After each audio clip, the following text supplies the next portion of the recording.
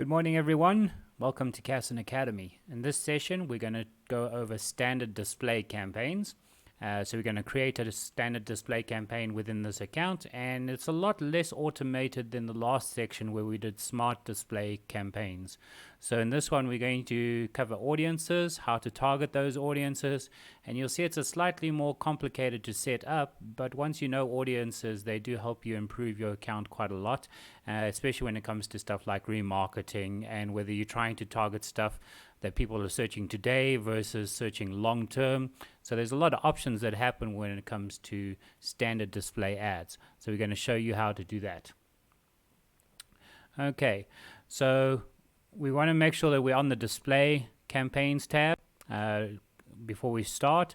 Then we're going to choose the blue button. We're going to say new campaign, and of course we're going to choose leads again because this account does have conversions set up. So anytime you can drive leads, that's always a good idea.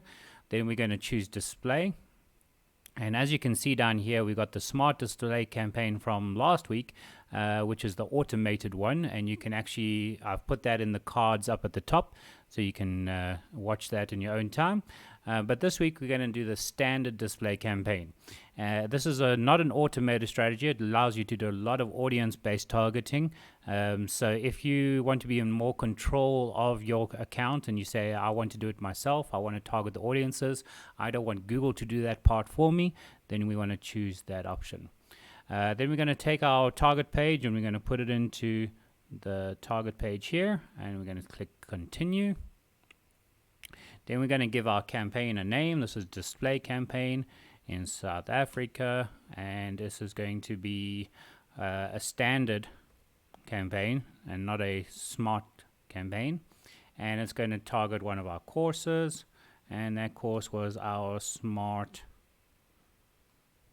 display course as an example. This naming structure, once again, we've done that video already, so you'll find it in the card attached.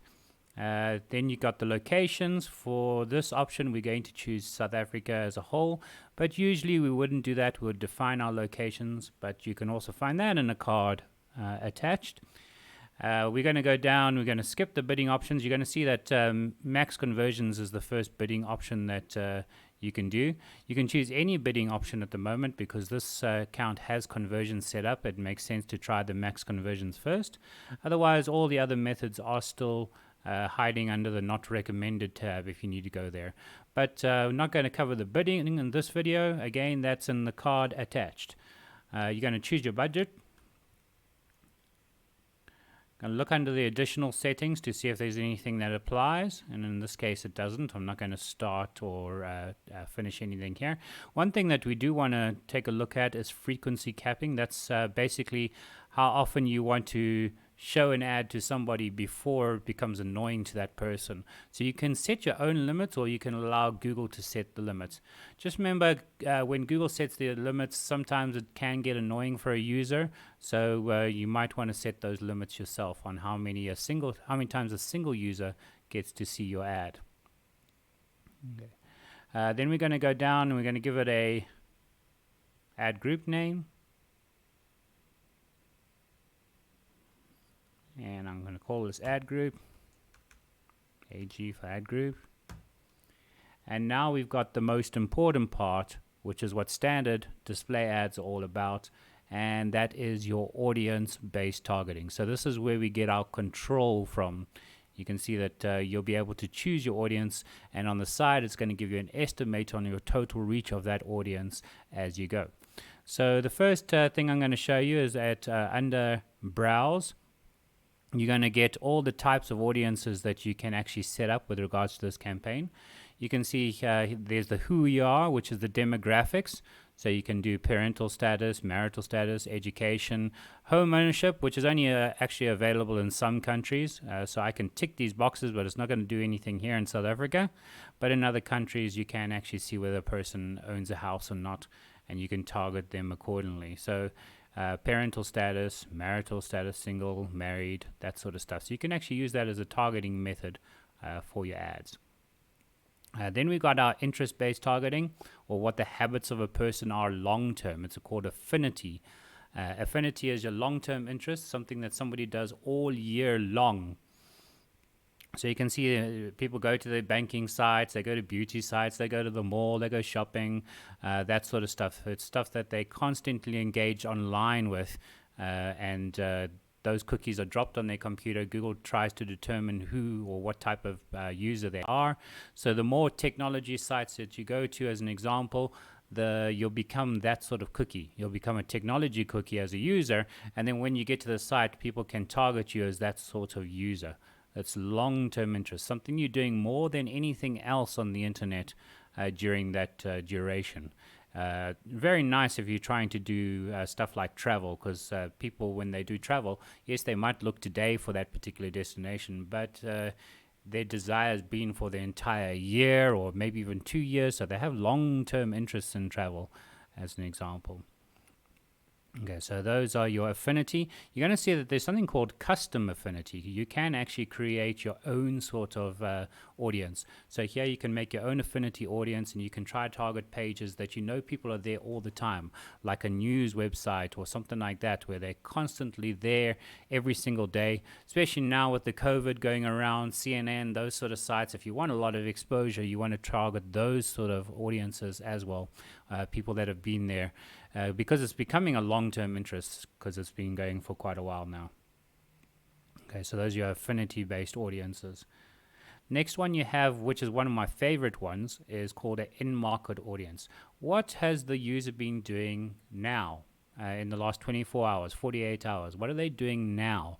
Are they searching for, a lot of this is obviously COVID based at the moment, but they could be searching for cars at the moment, because now their interest is obviously outside of a lockdown. If they want to go buy a car, they'll look up that car. You can target them while they're looking, while they're intending to actually buy. If it's an education one, so while everyone's locked down now, maybe you guys are trying to brush up on your skills, I would target education, because you're looking for courses, you're looking for things to do online with regards to education, and you're looking now, you're looking today, and I can target you for that particular audience. So these are basically audiences that are interactive. Today, interactive yesterday, and Google will give you the total target, the amount of people that are reaching that particular audience at the moment.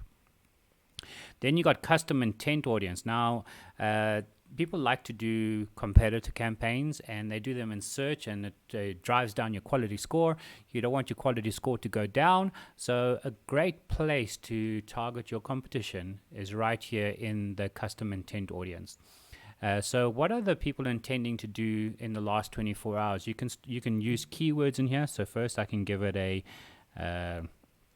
in-market name for our courses. And then you can start to put in keywords. So somebody looking for the courses, what are they doing in the last 24 hours? Maybe they're looking for online course.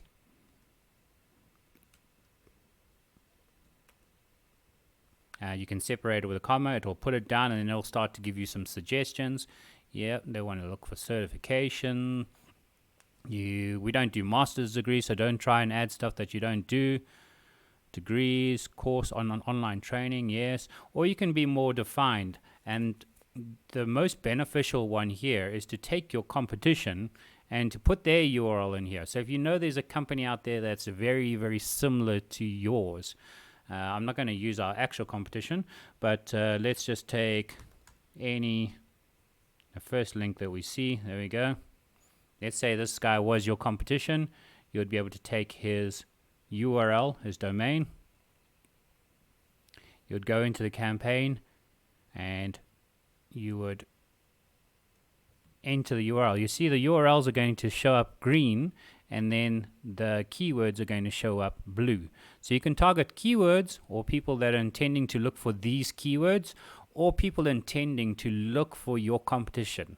So this is a great place to actually target your competition in market or custom intent audiences. So you'd put all your competition in there. When somebody's searching your competition, the cookie that you put onto their computer will start to target them, and you might be able to steal something away from your competition. So that's why custom intent audiences really, really work.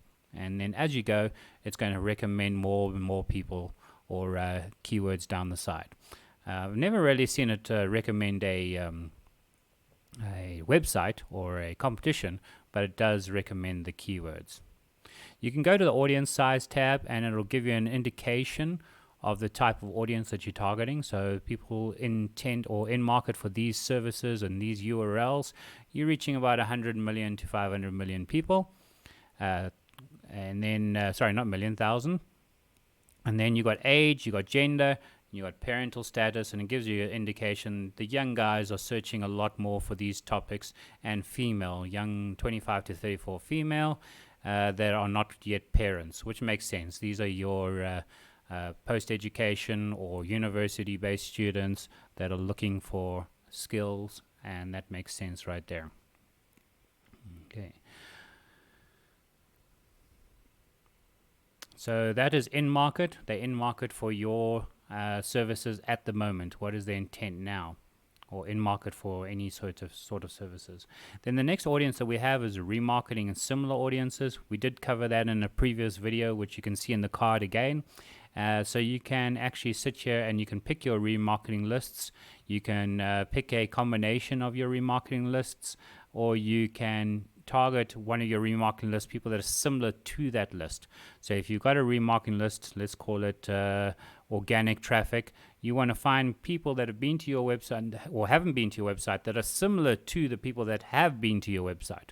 So it gets a little bit confusing when it's targeting that way, but just know that similar audiences cover the people that have not been to your site, whereas in market and Affinity, those people have actually visited your site, so you can target them there. Okay. So that covers pretty much all the targeting around the audience-based stuff. Just know that you can still target age, demographics, parental status, as well through the demographics tab. And you can see that there's something called a targeting expansion. So on the items that you have chosen here, like we chose the education one. The education one has 990 to 1,700 clicks.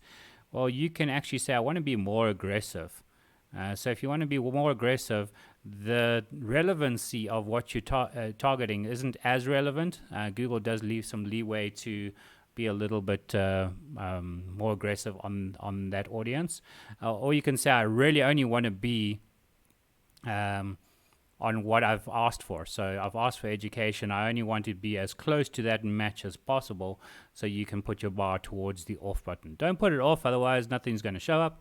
So you do sort of want to be it on the first one, but if you're not too sure what keywords around education you want to use or what sort of audience, then you can be on the more reach. Just know that as you slide this across and you say more reach, you're basically turning into a smart display campaign. So be careful with that. You're taking away your... So let's just read it here. You got 300 million more impressions on average than the usual targeted audience or manual targeted audience. Okay. Hidden in the little gray block is our old keyword targeting. They call it content targeting. So the keywords, topics, and placements, which used to be part of the old AdWords system, are still there. If you want to do some sort of content marketing, you can say, I want to target keywords, I want to target topics, or I want to target specific websites, which are called placements. So placements are always targeting things like Gumtree or Take-A-Lot or whoever else has advertising on there. You can target them still as a placement. Next, you're going to go into your responsive display ad creation. I'm going to show you the card, and it's attached to the screen at the top. We've done this before. We're not going to cover it in this particular video, but you would actually sit and write your responsive display ad, and then you would create your campaign, and that would be your standard display campaign. It would basically run after 10-15 minutes, so long as there's money in your account. But as you can see from the settings here, there's a lot more to do.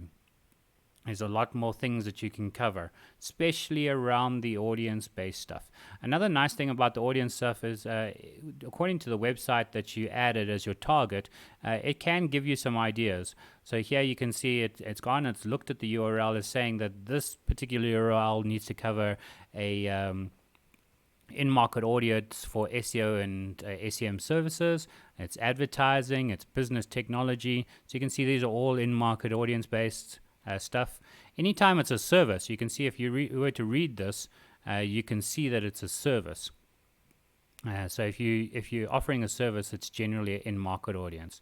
If you offer something that's not a service, let's call it a banking or let's take travel. It's probably affinity.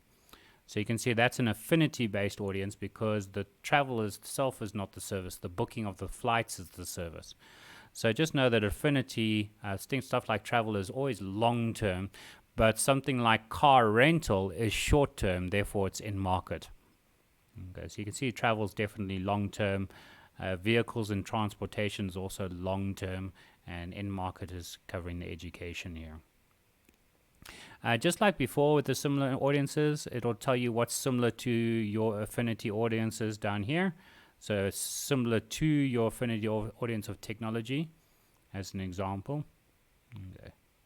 And then based on your actual website, you can see that there are some topic-based stuff that they're trying to push here. So if I add this one, there's a customer intent audience for Google advertising. So you can see there's all your customer intent. Google's trying to suggest those keywords, just like it did when we were trying to add the customer intent items. SEO services, analytics.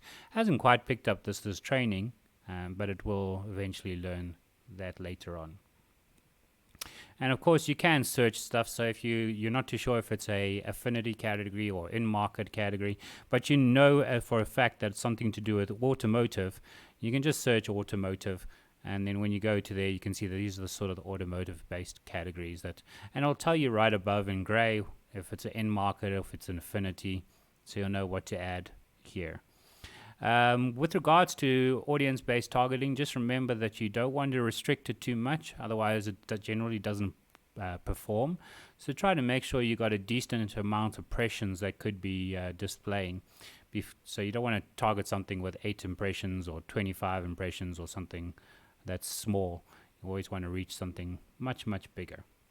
And that's it for this session. So I hope you understand the whole audiences. It's really easy to make a standard display campaign, but you do have to choose a little bit more than the smart display campaign. And we'll catch you again next week.